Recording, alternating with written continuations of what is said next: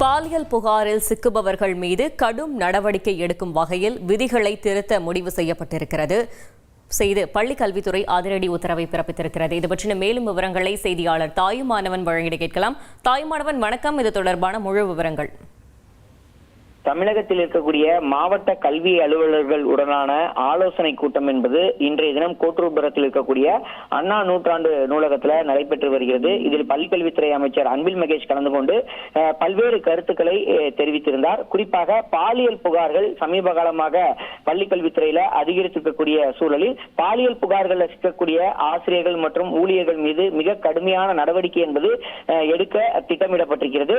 குறிப்பா பணியாளர்களுக்கான விதிகள்ல திருத்தம் மேற்கொள்வதற்கு பள்ளிக்கல்வித்துறை திட்டமிட்டிருப்பதாக தகவல்கள் வெளியாகி இருக்கிறது.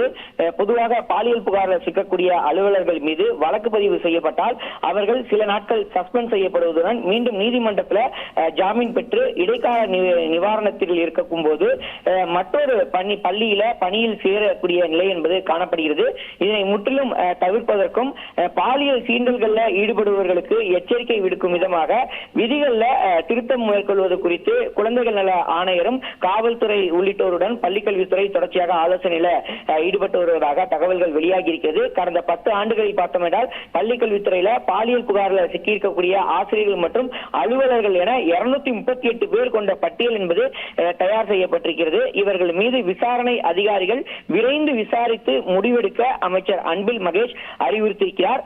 புகார்கள் சிக்கி வழக்கு பதிவு செய்யப்பட்டவர்கள் தவிர்த்து புகாருக்கு உள்ளானவர்கள் குறித்தும் முழுமையாக விசாரிக்க பள்ளிக்கல்வித்துறை முடிவு செய்திருக்கிறது.